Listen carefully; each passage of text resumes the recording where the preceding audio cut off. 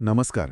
मनतरंगमध्ये आपले स्वागत आहे. हम्म. एक नकार तुमचं स्वप्न तोडतोय का घडवतोय? खरंच हा खूपच विचार करायला लावणारा प्रश्न आहे. हो ना? जरा शांतपणे आपण ह्या एका प्रश्नावर विचार करूया. बघा, आपल्या आयुष्यात अनेकदा असे प्रसंग येतात जेव्हा आपण सर्वस्व पणाला लावून एखादा प्रयत्न करतो. अगदी बरोबर. एखाद्या मोठ्या संधीसाठी आपण स्वतःला तयार करतो. एखाद्या अत्यंत महत्त्वाच्या ठिकाणी आपला प्रस्ताव मांडतो. किंवा अगदी आपल्या जवळच्या व्यक्तीसमोर आपल्या मनातील भावना व्यक्त करतो. हम्म. आणि समोरून फक्त 2 अक्षरांचा एक शब्द येतो, नाही. तो एक क्षण असा असतो की जणू पायाखालची जमीनच सरकते. आतून सगळं काही संपल्यासारखं वाटतं. हो, आणि तो जो भावनिक धक्का असतो ना, तो पचवणं खूप कठीण जातं. नक्कीच. आपण अनेकदा असा विचार करतो की आपल्या आयुष्यातील सर्वात मोठी भीती कोणती आहे. पण आजच्या या सखोल चर्चेत आपण एका अशा वास्तवावर मंथन करणार आहोत, ज्याने जगातल्या कोणत्याही आजारापेक्षा किंवा संकटापेक्षा माणसांची जास्त स्वप्न मोडली आहेत. आणि तो शब्द आहे नकार. अगदी. पण जर आपण असं म्हटलं की हाच नकार यशाचा सर्वात जवळचा रस्ता आहे, तर? बाप रे, हा विचारच मुळात खूप क्रांतिकारी आहे. हो. आणि म्हणूनच आज आपण रिचर्ड फेंटन आणि अँड्रिया वॉल्ट्स यांच्या go for no, yes is the destination, no is how you get there या अत्यंत प्रभावशाली पुस्तकाच्या आधारे याच अचाट संकल्पनेवर बोलणार आहोत. आजचा आपला मुख्य उद्देश हा आहे की अपयश आणि नकार या शब्दांकडे बघण्याचा आपला दृष्टिकोन आपण मुळापासून बदलावा. हा विषय खरोखरच प्रत्येकाच्या मनाला भिडणारा आहे. कारण जेव्हा आपण रोजच्या आयुष्याकडे बघतो, आपल्या सभोवतालच्या लोकांकडे आणि स्वतःकडे बघतो, तेव्हा एक गोष्ट प्रकर्षाने जाणवते. कोणती गोष्ट आहे? म्हणजे बघा, दैनंदिन जीवनात अनेकदा अशी परिस्थिती येते जिथे प्रत्यक्ष नकार मिळण्याआधीच केवळ नकाराच्या कल्पनेने माणूस आतून तुटत असतो. हे अगदी खरंय. आपण आधीच घाबरलेलो असतो. हो ना.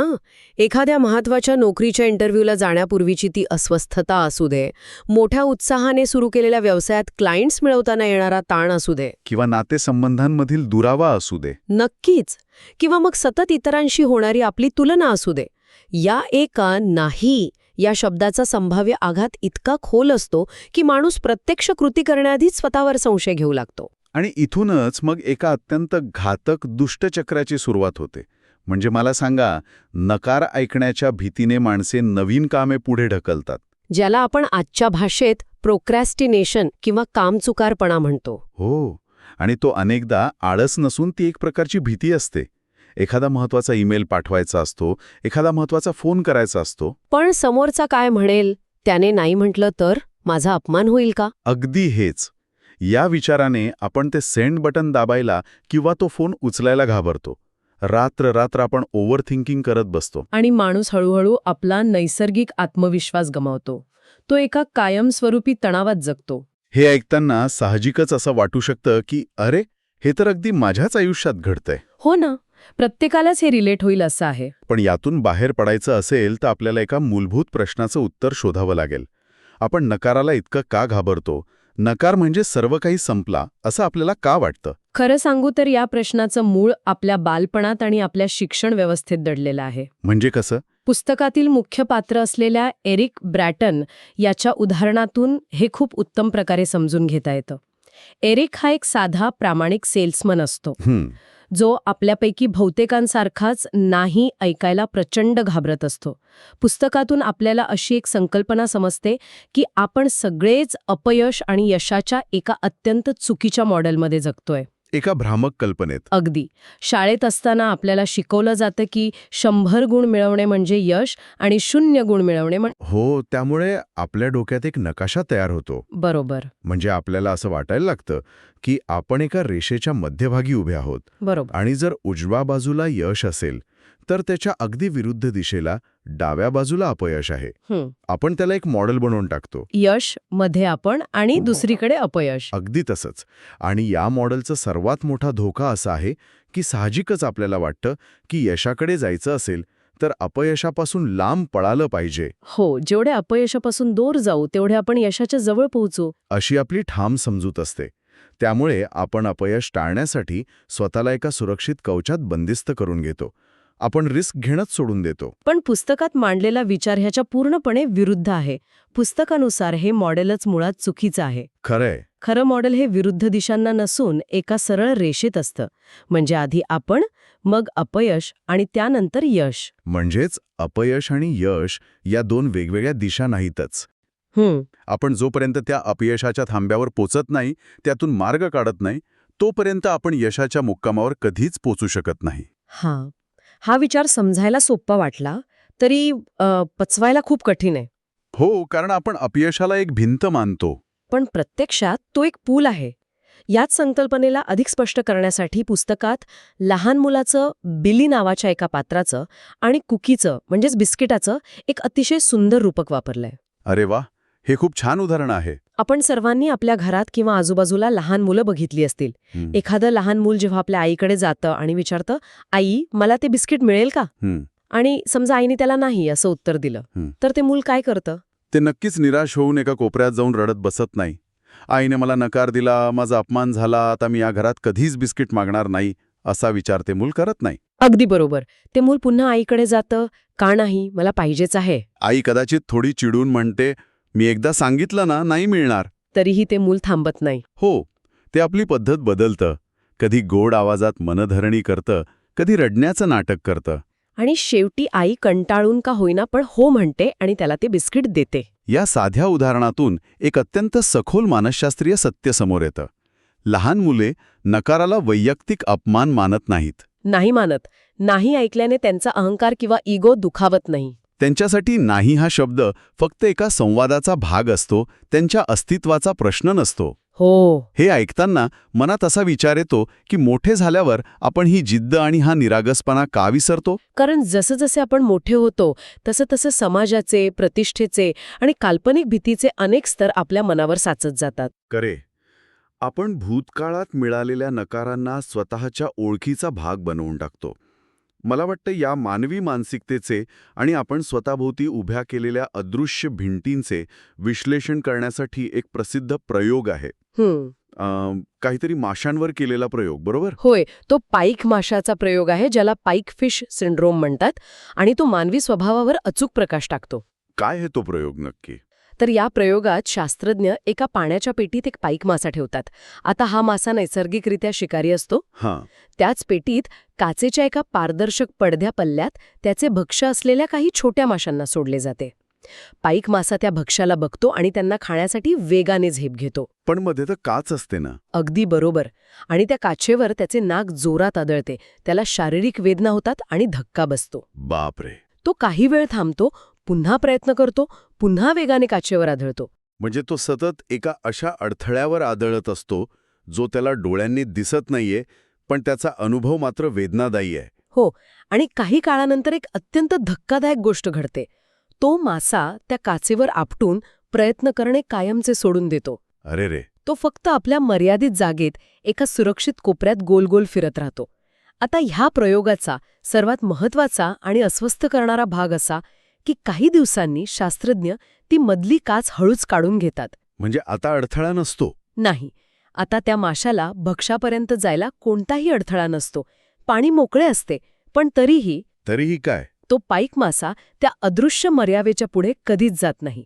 कारण त्याने आपल्या डोक्यात ते अपयश आणि त्यातून मिळणाऱ्या वेदना कायमच्या स्वीकारलेल्या असतात. बापरे, हा प्रयोग ऐकून खरोखरच अंगावर काटा येतो.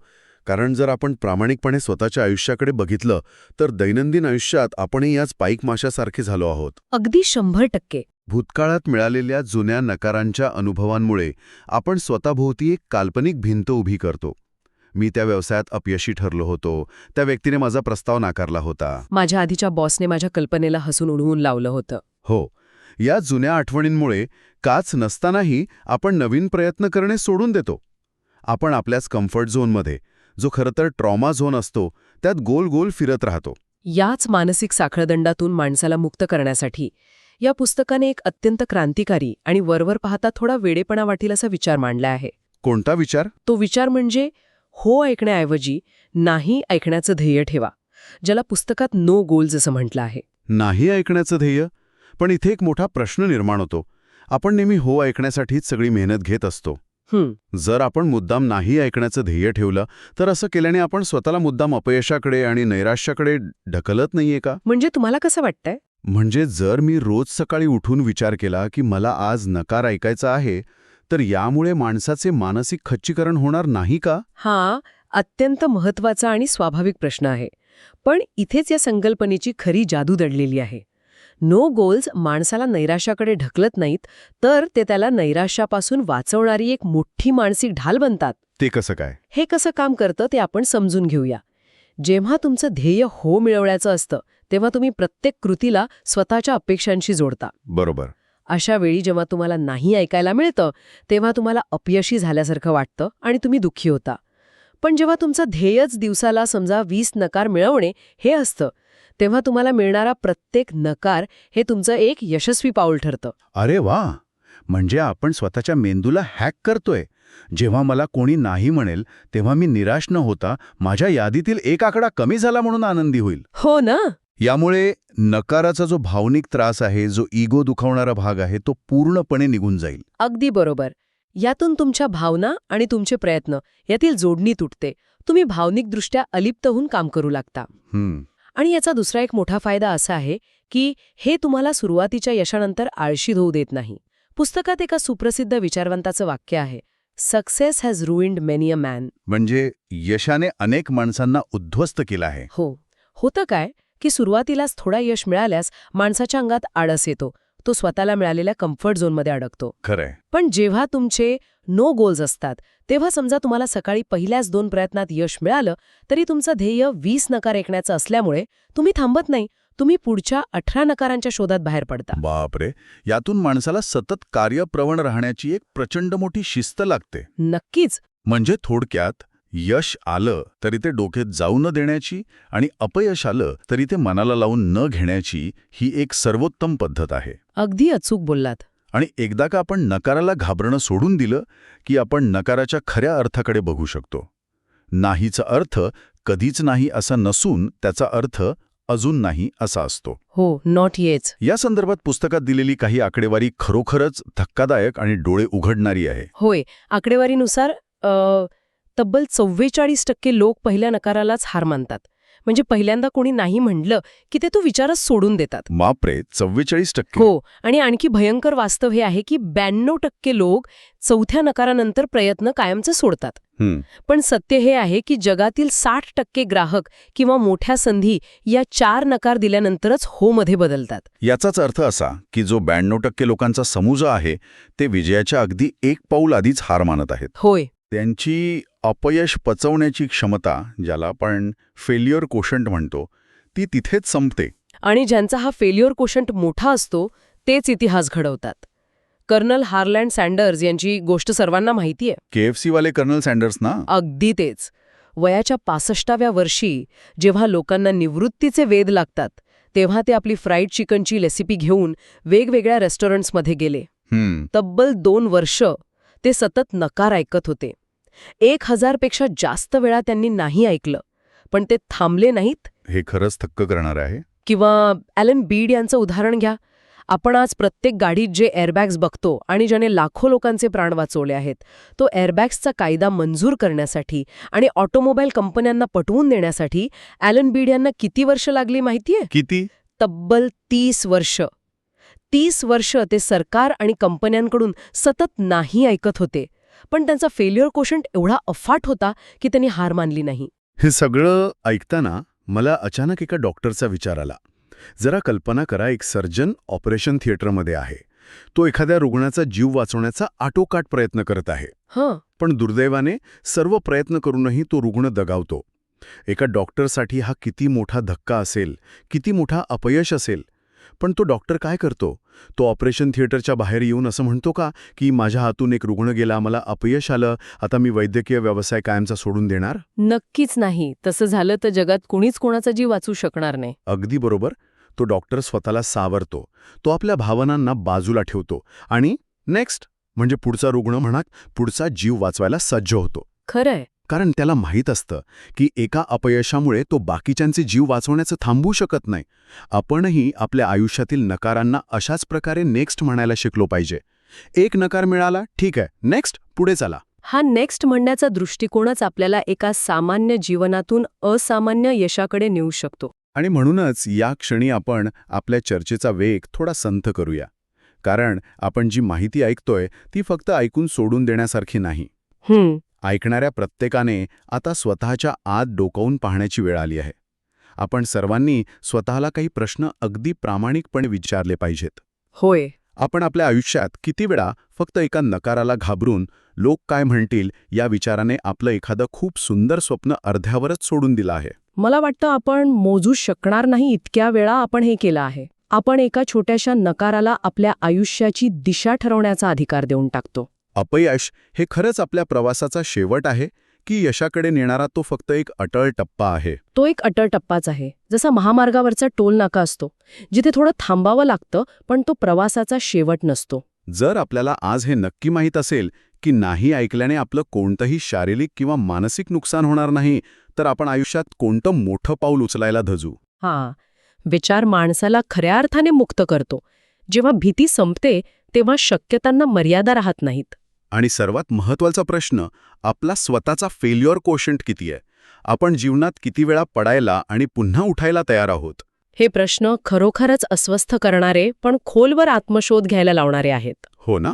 कारण पुस्तकात स्पष्ट केलंय की नकाराला फक्त सहन करणे म्हणजे विलिंगनेस टू फेल आणि नकाराच्या शोधात जाणे म्हणजेच वॉन्टिंगनेस टू फेल यात खूप मोठा फरक आहे. नक्कीच.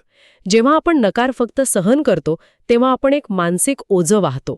पण जेव्हा आपण नकाराच्या शोधात निघतो तेव्हा आपण नकाराला सरावतो. आणि मग मनावरचे ओझे पूर्णपणे उतरते. अगदी भीतीची जागा एका कमालीच्या शांततेने घेतली जाते. आणि नकाराच्या या शोधाचं सर्वात मोठं आणि प्रेरणादायी उदाहरण म्हणजे थॉमस एडिसन. एडिसनने विजेच्या दिव्याचा शोध लावताना 10,000 वेळा अपयश पचवलं हे आपल्याला माहितीये. 10,000 वेळा अपयशी ठरणं म्हणजे समाजाच्या नजरेत किती मोठा वेडेपणा असेल. पण या पुस्तकात एडिसनची एक पुढची गोष्ट सांगितली आहे. कोणती? 10,000 वेळा अपयशी ठरूनही एडिसनला असं वाटलं की तो पुरेशा वेगाने अपयशी ठरत नाहीये. होय. आणि म्हणून त्याने एक अचाट पाऊल उचललं. त्याने इतर अनेक शास्त्रज्ञांना आणि संशोधकांना कामावर ठेवलं, फक्त यासाठी की ते सगळे मिळून जास्तीत जास्त वेगाने आणि मोठ्या प्रमाणावर अपयशी ठरू शकतील. बापरे. यालाच पुस्तकात फेलिंग एक्सपोनेन्शियली म्हणजे अपयशाचा वेग वाढवणे असं म्हटलं आहे. कारण एडिसनला एक गणित समजलं होतं. कोणतं गणित? जर तुम्ही दिवसाला एकदा अपयशी होत असाल तर सगळे चुकीचे मार्ग शोधायला तुम्हाला 10 वर्ष लागतील. पण जर तुम्ही दिवसाला 10 वेळा अपयशी झालात तर तुम्ही तोच पल्ला एका वर्षात गाठाल. जेवढ्या लवकर आपण चुकीचे मार्ग आणि नकारांचं शक्यता संपवू तेवढ्या लवकर आपण यशाच्या जवळ पोहोचू. म्हणजे अपयश लपवण्याची किंवा त्याची लाज वाटण्याची कोणतीही गरज नाही. उलट अपयश साजरं करता आलं पाहिजे. हो ना? हे किती मुक्त करणारं आहे. पुस्तकातील एका कंपनीमध्ये तर गो फॉर नो नावाचे एक अतिशय आगळेवेगळे पारितोषिक दिले जाते. तिथे फक्त सर्वाधिक यश मिळवणाऱ्या व्यक्तीचाच गौरव होत नाही, तर जो कर्मचारी सर्वात जास्त नकार पचवतो, ज्याला सर्वात जास्त वेळा नाही ऐकायला मिळतं, त्या व्यक्तीचाही स्टेजवर बोलावून टाळ्यांच्या कडकडाटात सन्मान केला जातो. आणि त्यातील सर्वात आश्चर्याची गोष्ट म्हणजे जो व्यक्ती सर्वाधिक नकारांचा पुरस्कार जिंकतो, बहुतांश वेळा तोच व्यक्ती त्या कंपनीचा सर्वाधिक यश मिळवणारा नंबर 1 कर्मचारी असतो. अरे वा. यावरून हेच सिद्ध होतं की जो सर्वात जास्त वेळा पढायला आणि लोकांकडून नकार ऐकायला तयार असतो, तोच सर्वात उंच शिखरावर पोचतो. हे सगळं ऐकल्यावर एक गोष्ट मनावर पक्की कोरली जाते की नकार हा आपल्या वाटेतला अडथळा नाहीच आहे, तोच आपला खरा मार्ग आहे. अगदी. जर जीवनात खरी शांतता आणि अभूतपूर्व यश हवे असेल तर आपल्या मनातून नाही या शब्दाची भीती कायमची काढून टाकली पाहिजे. अगदी बरोबर. आपण तो पाईक मासा बनता कामा नये, जो अदृश्य भिंतींना घाबरून एका सुरक्षित पण मर्यादित जागेत थांबतो. होय. आपली क्षमता अथांग आहे. फक्त आपल्याला त्या काचेपलीकडे झेप घेण्याची तयारी ठेवायची आहे. या सखोल चर्चेच्या शेवटी या पुस्तकातून आणि आत्तापर्यंतच्या संवादातून एक अत्यंत वेगळा आणि अंतर्मुख करणारा विचार सर्वांसमोर मांडायचा आहे. जराच विचार करा, आपण कायम सुरक्षित खेळत राहिलो आणि आपल्याला कधीच अपयश आलं नाही, तर तो आपल्या क्षमतेचा अपमान ठरू शकतो. खरंय. पण जर आपण मरेपर्यंत स्वतःला नवनवीन आवाहने देत राहिलो, स्वतःच्या क्षमतांचा सतत कस पाहत राहिलो, तर कदाचित या जगातली आपली शेवटची कृती ही एक अपयश असेल. हे खरोखरच खूप सखोल आणि विचार करायला लावणारं आहे. होय. आणि विचार करा, आयुष्याच्या शेवटी अशी शेवटची कृती अपयश असणं हे एक परिपूर्ण, अर्थपूर्ण आणि धाडसी आयुष्य जगल्याचं सर्वात मोठं लक्षण नाहीये का? नक्कीच. कारण याचा अर्थ असा होतो की आपण शेवटच्या श्वासापर्यंत सुरक्षित खेळत नव्हतो. आपण थांबलो नव्हतो. आपण नवीन शिखरे सर करण्याचा प्रयत्न करत होतो. आपली शेवटची कृती अपयश असणं म्हणजे आपण आयुष्यभर लढत होतो, हा त्याचा सर्वात मोठा पुरावा आहे. खरोखर हा विचार जगण्याची नवी दिशा देतो. अपयशाकडे बघण्याचा हा दृष्टिकोन माणसाला आतून किती प्रबळ बनवू शकतो हे शब्दात सांगणं कठीण आहे. आणि म्हणूनच या प्रवासात पुढे जाताना फक्त एकच ओळ सर्वांनी नेहमी आपल्या ध्यानात ठेवावी. लक्षात ठेवा, हो हे तुमचं ध्येय आहे, पण नाही हा तिथे पोहोचण्याचा एकमेव रस्ता आहे. अगदी खरं. व्हिडिओला लाईक करा, चॅनलला सबस्क्राईब करा आणि जास्तीत जास्त लोकांपर्यंत शेअर करा.